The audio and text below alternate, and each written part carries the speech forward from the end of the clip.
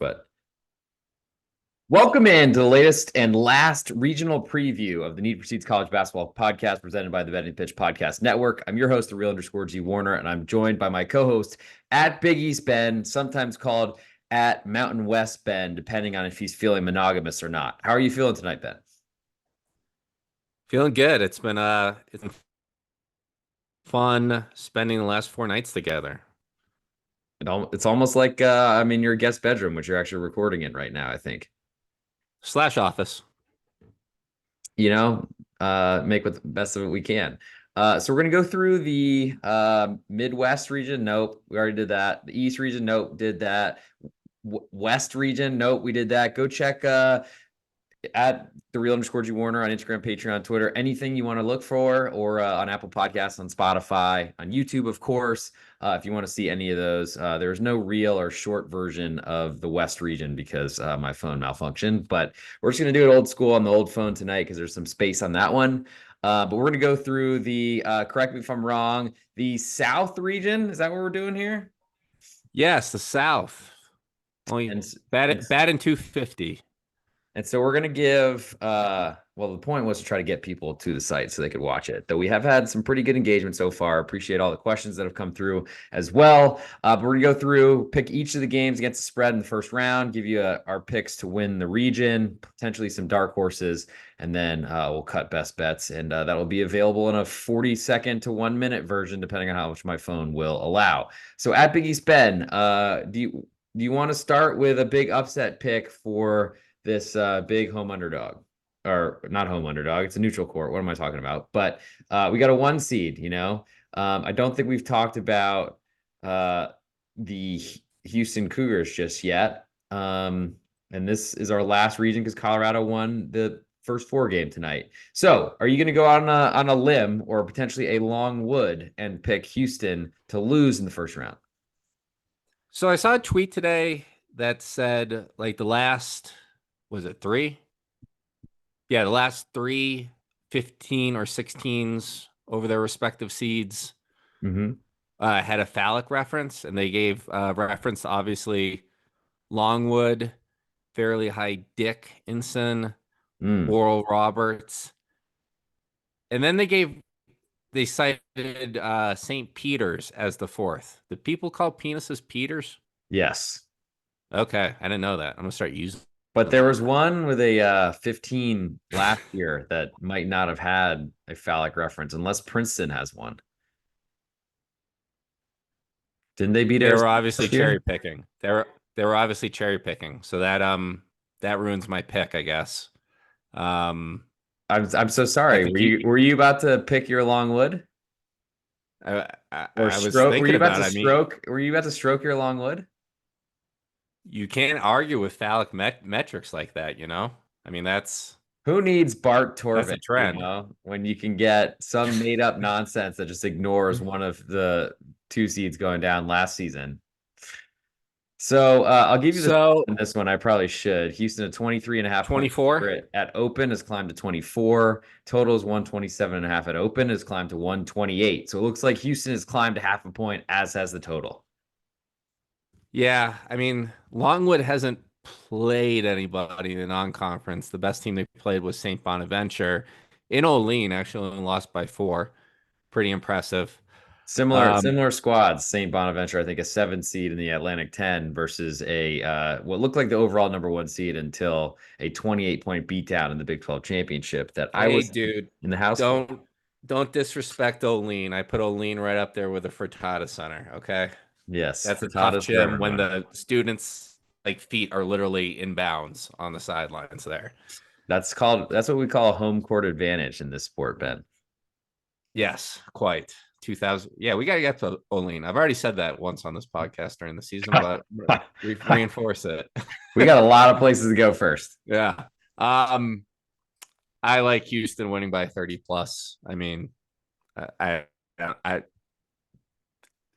how have they done in the tournaments when they've been the 1 seed before? Let's just look that up quickly. I mean, Houston, there's a lot of similarities to last season when Marcus Sasser, that was their by far best player. Though I think you could argue Juwan Roberts is their heart and soul defensive player and potentially best player on defense. I think that's an obvious thing, but maybe not best player overall is Jamal Shed, one Big 12 player of the year. But he came back and was not really himself. I think I saw the same thing in person when Juwan Roberts left the game, iced his leg for the rest of the first half, then came back out and played. And then I was really surprised to see him play in the finals, but he didn't really seem to play much. And maybe the score line had something to do with that as I mute myself because I have to sneeze. Go ahead.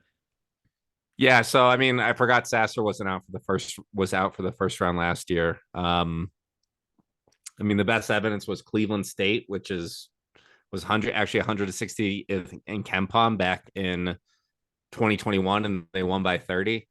So I have no issues with Houston covering the spread, but I did put in a parlay Longwood over 48.5 points team total minus 265. So get on that. Put those on your teasers.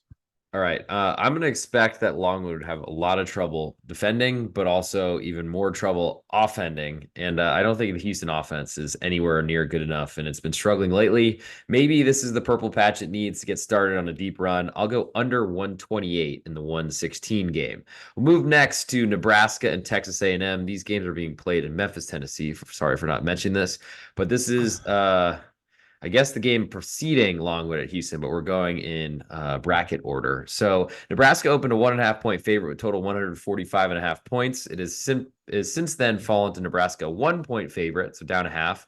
Totals climbed to 147.5. However, what do you pick on this game?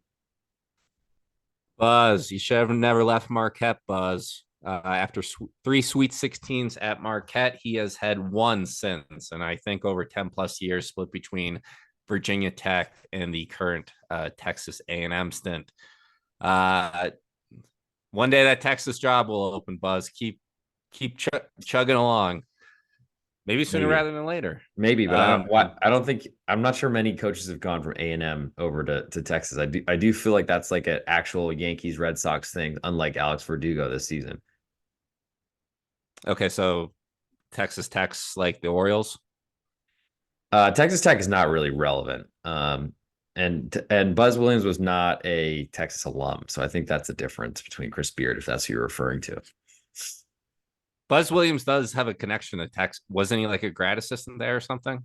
I mean, that's a little different than being you're being your alma mater, and I don't think like the stepping over the line between College Station and Austin, I think is, I mean, maybe it's not. Things have gotten weakened as we've grown older. I mean, as I just mentioned, Alex Verdugo was the Red Sox were, I think, was part of the Mookie Betts deal. He's now a Yankee. Yeah. I saw Also, yesterday. Griffin, you know that the athletic departments don't trade coaches, right? They're not assets. They kind of come and go as they please. So I don't know how that is Well, relevant. once upon a time, there was a trade between Texas and Marquette with a specific coach that I think is still employed by Marquette University as we speak. Yeah, how'd you guys work out on that deal? Really well. I think we've gone about the same distance in the NCAA tournament since then. All Actually, right, well, actually further. yeah, all right. We'll see over the next 48 hours. Um, We certainly will. yeah. That Okay. might change. I'm glad we recorded this now. Go ahead. Back to the game. So Texas A&M, one of the worst offenses in this field and in the country.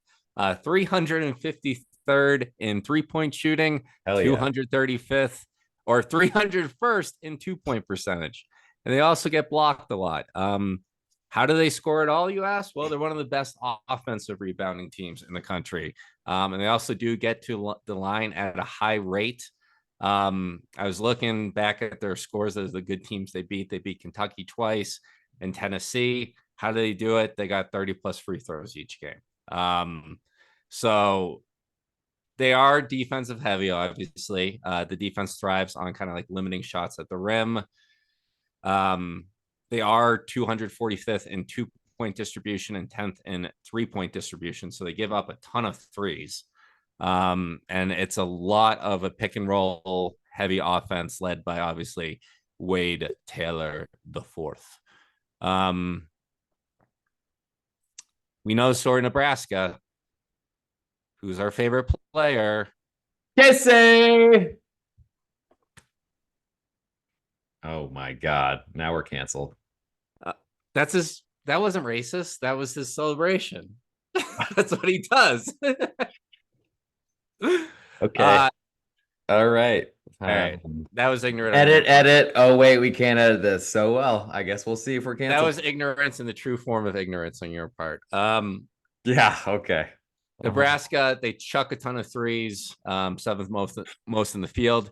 It's not just Casey though. They got three other guys who shoot above 35% on the year. That's Uh, ignorant. what? That's ignorant. That's ignorant. um, Shout out Malibu's Most Wanted. So yeah, they got three other guys that shoot it really well. I know we introduced some chick talk into the podcast last night, talking about Nico Medved's wife. So I Ooh, want to play it let me on look that up. both sides of the genders here. Oh, okay. Sam Hoiberg, pretty hot dude. Oh, Thoughts? okay. Didn't hadn't thought about that one. Should I search Nico Medved wife or Sam Hoiberg hot dude? I'm not sure which one. Search them both and see if they've ever been in the same room together. Probably incinerate. Hey now. Okay, well, let's consider we have a short time to do this. Let's make this rock. So Nebraska's also very sturdy at defending the interior. They got that, I think, 7 foot mast, and then Bryce Williams is no slouch. So you're probably saying, "Hey, Big East Ben, this Nebraska team sounds a lot like Creighton." They're not. One, because they got absolutely smoked by Creighton on their indestructible home court, and they are The a vault as they call it. yes, and they are a terrible defensive and offensive rebounding team. Um, and they aren't great at playing against the zone defense. They're like 22 points below average. Texas A&M does play a little bit of zone, so I wonder if Buzz goes to that more. Um, all in all, though, like Texas A&M is going to have to shoot out of their minds and draw a lot of fouls. That's their game plan to win. Nebraska does not commit a lot of fouls. I think they're going to shoot all over Texas A&M. I like Nebraska getting their first NCAA tournament win, the last Power Six conference team to do it. It was my first Asian, right? Isn't that a line from a movie if we're quoting movies at this point? Super bad? No. Wedding Crashers, I believe. But You're right. Yeah. yeah, I'm gonna go with Texas A&M. Stats don't look great, but I feel like their trophy cabinet of beaver pelts, so the teams they've beaten, has impressed me enough. I think getting your first is sometimes the hardest. So I'll take Texas A&M, a 1 point underdog. You'll take Nebraska 1 point favorite. Is that right? Yep. We'll move next to Wisconsin, coming off probably their best week of the season. They are a 4.5 that moved up to 5.5 now, 5.5 point favorite over James Madison, one of the best, gaudiest records in all of this tournament. Total is 145.5. It's dropped to 145. What say you? Hard game. Really hard game. Pulled out a lot of hair. Look at this. James Madison. We all learned about them the first night of the season with that win over Michigan State. Mhm. Great offense, averages 85 a game. Um, you know, defensively, they let teams run on them a lot, but with playing the team from Madison, you don't have to really worry about that. Although it's funny, I thought Wisconsin actually like picked up the tempo this year. They're still like 310th. Like it's just the delta of what we're used to. And I Um, think that Illinois game, because they don't play a lot of defense, I think that made a big memory bank impact for us because I think it did it for me as well. and the Tennessee game, that early one at the Kohl Center. That was like in the 80s. Um, Excellent half court defense. They're really good at defending the 3 point stripe. James Madison is number 2 in the country. What worries me is that after the Michigan State win, their next best win throughout the season was Akron at home. And the only top 100 team they faced since Michigan State was Appalachian State, App Mm. State, who they lost to twice, and who they managed to avoid in the championship game due to that Arkansas State win in the semis.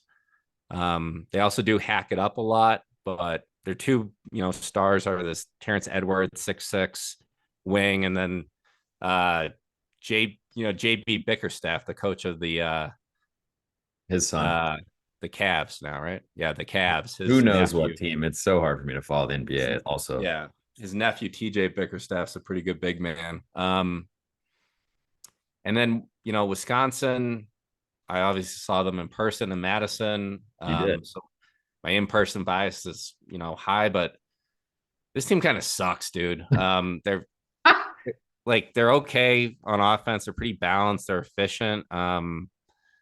But their defense is really bad, and they're 345th in 3-point defense.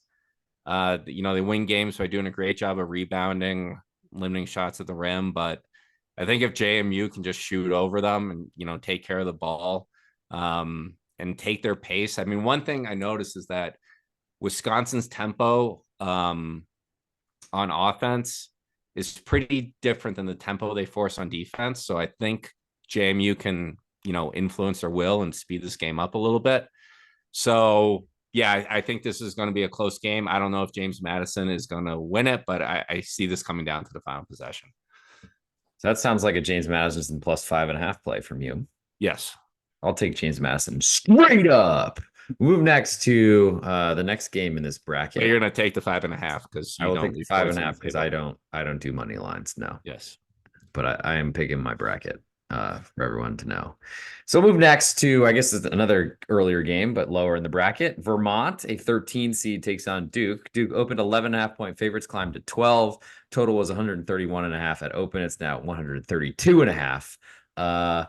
What do we got about? I mean, Vermont. I feel like I've played this this roller coaster, this merry-go-round, hoping that this would be the time that they would finally win a game in the conference or in the NCAA tournament. And it just never seems to happen. And I think there's a big gap between their abilities, especially after watching them on the road at an ACC team in Virginia Tech earlier this year. Got throttled by a team that didn't make the tournament. Doesn't say so much, but I feel like Duke is a clearly better team here. This Vermont team stinks. They're 7th in the field in 3-point distribution. They're 201st or 251st in the country in 3-point shooting. It's just chuck them, baby. Shoot them, smoke them if you got them. It's a boring team. I mean, they beat Yale, they beat Charleston on a neutral floor, and then it goes into the American East play, which was actually rated a lot higher than I thought it would be in terms of conference power rankings. It was between the like WAC and Conference USA. So it actually wasn't a terrible conference, but yeah, held up by UMass Lowell. Riverhawks. I used to live right next to the UMass Lowell campus. Did you know wow, that? this show literally comes full circle from episode 2. UMass Lowell, my hometown team. I'll take them +3 against DePaul to now today. I took him to the Arizona State game, which they covered. They won that outright. That was the one. Duke's going to kill him. I mean, Filipowski's is going to eat. I don't need to do a ton of analysis onto the 7th best offense in the country in Duke. I feel like they take care of, the bad teams. This also the game, Marquette's game against Vermont last year is still stuck in my head. So I think Duke kills them. I would much rather take Akron plus 12.5 against Creighton than Vermont plus 12 against Duke. Yeah, I don't feel great for Vermont here, but I'll go over 132.5 points. That feels low to me, even though this is a tournament of unders, I think. Move next to the 6 versus the 11 seed. We'll go to Texas Tech and NC State. This one opened 5.5. Texas Tech, a 5.5-point favorite, total 146. Total's down to 145.5, as is the side. Texas Tech now a 5-point favorite against those 5 wins in 5 days. DJ Burns. So NC State, it's all about the DJs. You got fat DJ, you got skinny DJ. It's the DJ show. And they get ice cream after wins. So DJ, whatever ice cream cone.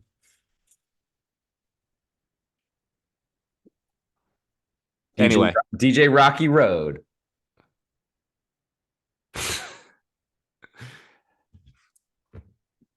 That doesn't change I got him, baby. That doesn't change my opinion on this game. Okay. So this team has has a really bad shot chart, really bad shot selection. A lot of No, spot no up and Nevada Smith in that coaching staff. no, no, yeah, a lot of low percentage, low point shots. Um, Also have a really bad 3-point defense. Best win outside of that ACC tourney run, Or where they win. had no business winning that Virginia game and kind of squeaked by the Louisville team in the first round. Best win outside of that run was on the road against Clemson. Nothing else really impressive. A home win against Wake Forest. Let's go to Texas Tech. They played in the opposite of the ACC, the Big 12. Great 3-point shooting team, great backcourt with Toussaint and Pop. Good Isaacs. Pop Isaacs, good foul shooting team. Top 7 in the field. Twitter says Warren Washington's going to play Griffin, so I mean that could slow down Burns a little bit. This is simple. ACC sucks. NC State was one of the worst teams in it during the regular season. Texas Tech played in the best conference in America, held their own. Grant McCaslin is smart. Kevin Keats is dumb and got a 2-year extension and is now rolling money. Wow. Guess You're Go ahead. you like to wear your Kevin pleats? My Kevin pleats? Yeah. I do love myself some pleated pants because I'm living in the 80s. Are you defending Mr. Keats? I want you to hear your pick first. I like Tech -5. Yeah, I'll take NC State. Let's see Warren Washington come in having not played for a month. I'll believe Texas Tech Twitter when it literally reads a book. No chance Warren Washington stops DJ Burns anyway. 5 points is insane for Texas Tech to give. Maybe they make a bunch of threes and make me look foolish. I'll bet against that in a late night game in the PPG Paints Arena in Pittsburgh. So give me Texas Tech's other opponent. Give me NC State, a 5-point underdog. I'm going to take them straight up in my bracket as well. Move next to Kentucky and Oakland.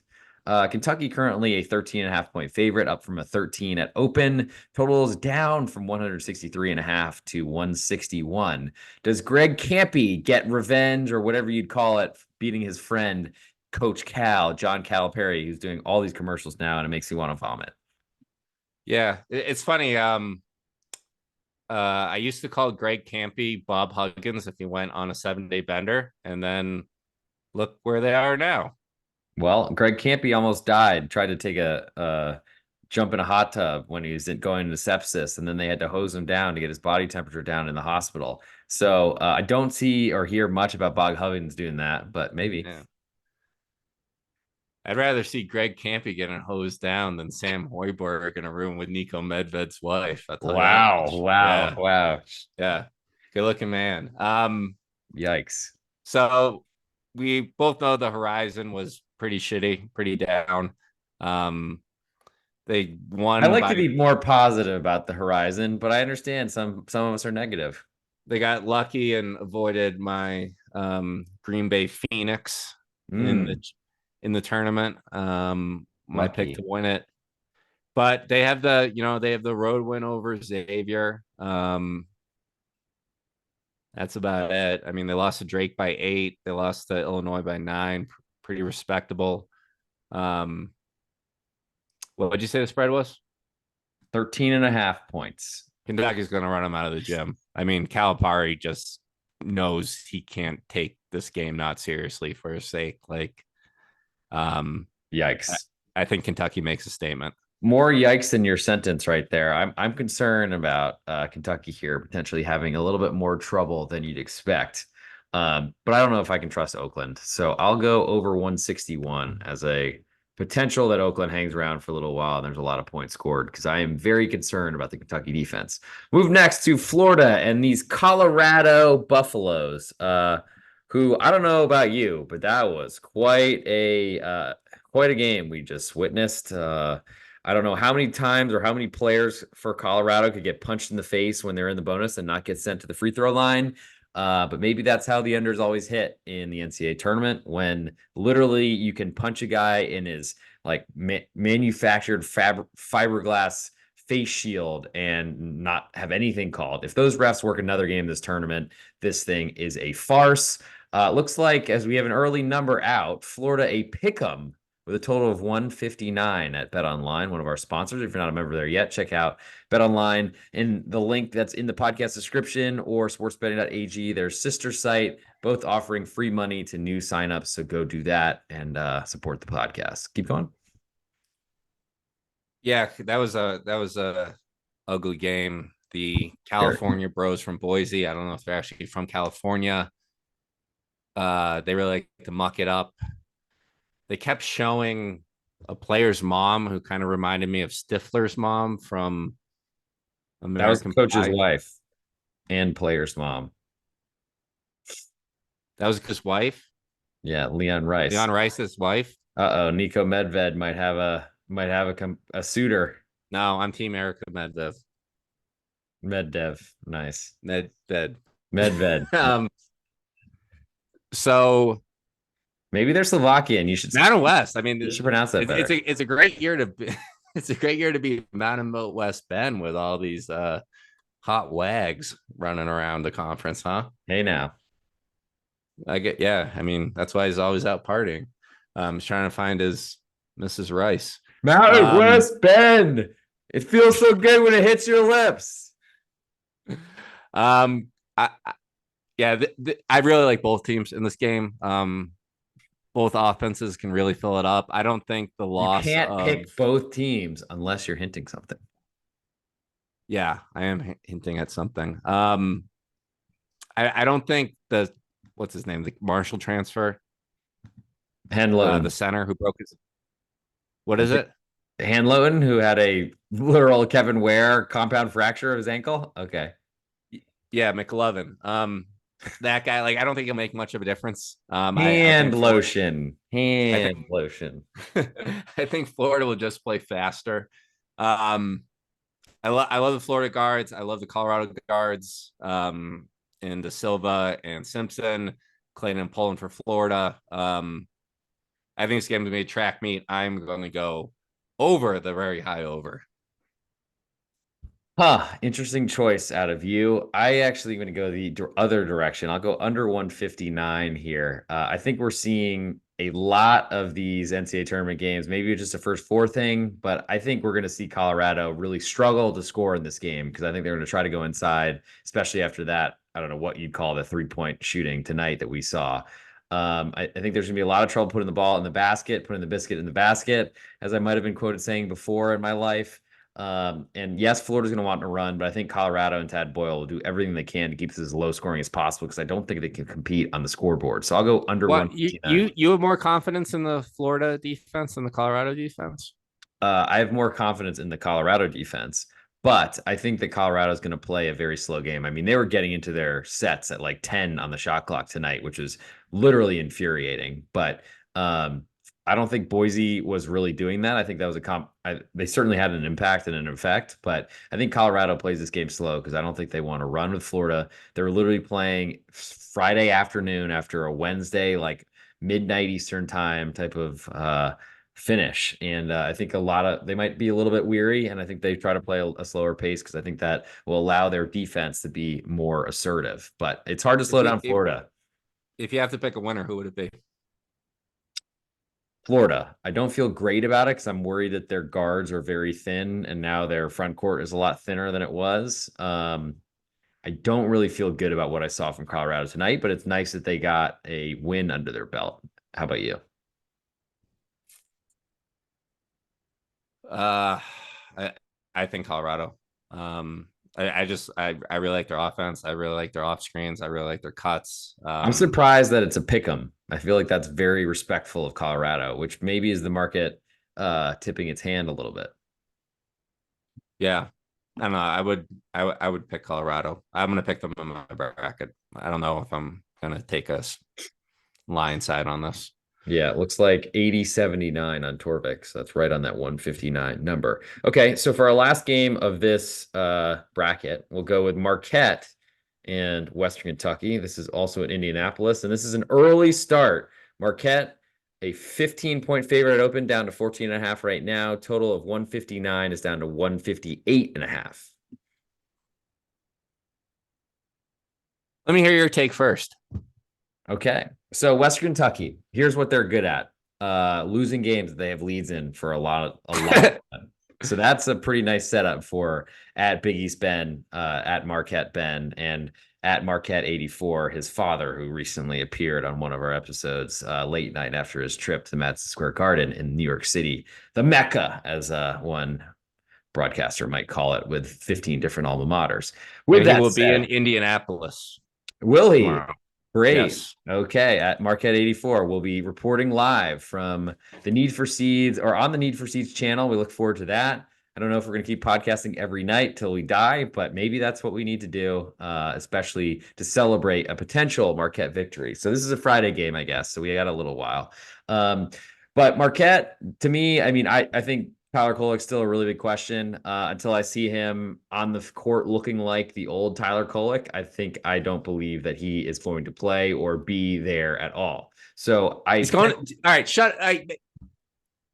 He's you told there. me He's to go traveling with a team. first. He's running 5-on-5 drills. Stop spreading misinformation. I don't know if he's going to play. You know he's going to play. Yes. You would put your livelihood, your life on it. Yeah. And other people's too. All right, we don't need a Steve Wojciechowski section of this. I guess somehow Apple Podcasts didn't hear that episode or didn't scrub it well enough. But I'm glad, and I don't remember which one it was. So please don't grave dig to try to find that one because that would potentially get us in trouble and probably me for broadcasting it. Anywho, I don't believe in Tyler Kolek until I see it. And I think it's going to be a really nice situation for them as a 14.5-point favorite, though that feels gigantic to me. I will admit I have not done very well fading Marquette this season. Western Kentucky, to me, they have some really good, talented transfers. John Newman came over from Purdue. They've got plenty of talent, always have. And the problem that I see for Western Kentucky is I think they're going to try to play a really fast pace. And I think that will fit Marquette and will allow Marquette to get easy paint points or really just buckets in general. I'll be watching this very, very closely to see what Tyler Kolek looks like on Friday, because if he is as dominant as he has been over his career, then I think Marquette is going to be potentially undervalued based on, I feel like no one really talking about Marquette as a potential to win the national championship. I'm in a bunch of pools. Marquette's been picked last when you get one pick per seed in the two lines. Marquette was auto drafted basically because everyone took the other three. So I think the sentiment out there is a little bit negative. Maybe that's what Marquette wants, and it's a perfect situation for them. I think Western Kentucky can match them athletically. I don't know necessarily if Western Kentucky has the basketball horses to compete with Marquette, and I still worry about Cam Jones Why do you worry about Cam Jones? because I think he has a flamethrower attached to his right shoulder, and he could score 35, especially against this Kentucky defense. Worried in the good way. Well, a good way for a Marquette fan, I would say. I generally would like the Western Kentucky side here. I I don't really know how I feel about the total, but I think I'll pick Western Kentucky a 14.5-point underdog because I think they're a really talented 15 seed, and I'm not sure we've seen a 15 seed with this much talent in as long as I can remember. Yeah. So people are talking about Marquette. Tyler Hansbrough to get specific, he picked Western Kentucky to win outright on the field of 68 the other night. Well, you know that guy knows so to read. Yeah, so Psycho T, in his late old age, maybe those hits to the head might be getting to him. Gerald Total Henderson, fake was tough it? guy. Yeah. Yeah. Davis Rand, if you're listening, Tyler Hansbrough.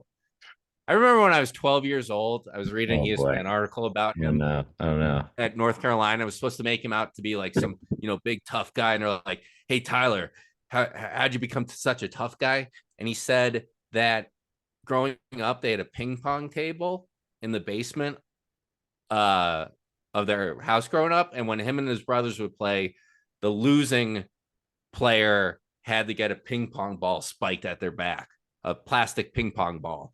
And getting the ping pong balls smashed on his back. That toughened him up and made him the man he is at UNC. Mm. I remember reading at 12 years old and being like, this guy is the lamest dude on the planet. Ping pong ball, seriously? That's it. Like, anyway, he's picking the Hilltoppers. I'm not worried about this game at all. I think we blow them out. They're going to turn the ball over a ton. They're going to play right into Marquette's hands. Tyler Kolek is now participating in 5-on-5 drills. He's fine. You just want to be ultra cautious at this point. I'm not concerned. Yeah, when I met Tyler Or about Hansbrough, covering the spread. when I met Tyler Hansbrough, we were in a pizza joint where you are supposed to order Philly cheesesteaks, apparently.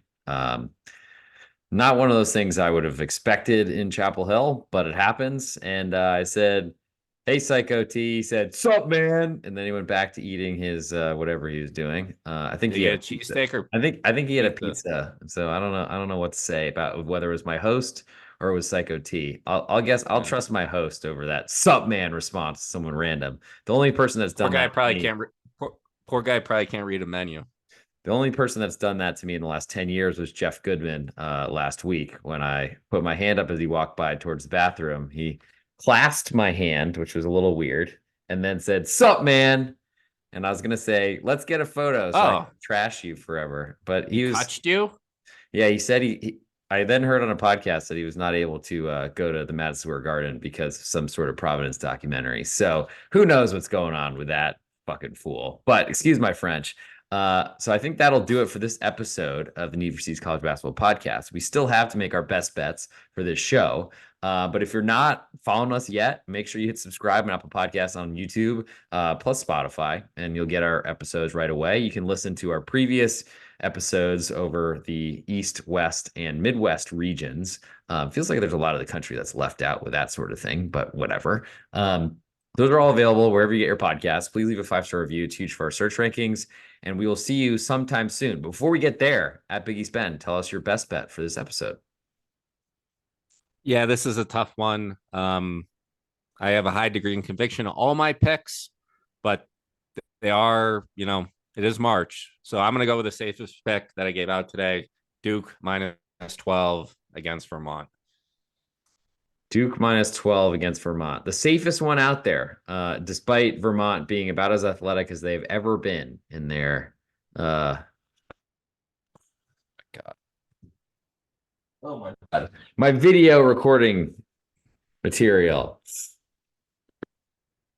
Are we still going? Yes, you're still there. Okay, we didn't lose you. Sorry for the delay. You were ripping on my best bet. I was not ripping on your best bet. I think Vermont, they're super athletic this year, but I don't think that makes them good enough to win this game. And it's hard for me to say what will happen with that type of point spread, but things are things, and we'll see what happens. So this is the real underscore G Warren on Instagram, Patreon, and on Twitter. This is the Need for Speed College Basketball Podcast. You just heard at Big East Ben. If you listen to our full bracket breakdown for what region is this again?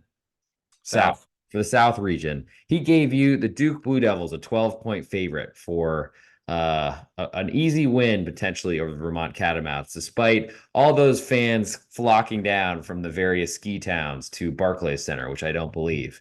For my best bet, the real underscore G Warren on Instagram, Patreon, and Twitter, I'm going to go with so I just looked this up and I shouldn't be looking at Friday. So this is not going great at the moment. We're going to have to start this over.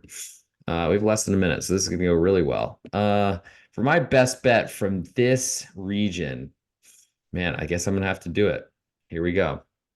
This is real underscore G Warren on Instagram and Patreon and on Twitter. You just heard at Big East Ben gave you Duke a 12-point favorite for his best bet from the South region. I'm going to give you the NC State Wolfpack a 5-point underdog against the Texas Tech Red Raiders. Maybe their center plays for Texas Tech. Maybe he does. I doubt he will. But even if he does, DJ Burns, I'll back to score a bunch of points. This will not be an easy victory. So take NC State +5 and Duke -12. As the ACC haters, the Need for Speed's College Basketball Podcast are now backing ACC teams as our best bets for the South region. And that'll do it for this episode. Thanks for tuning in. I have no idea when this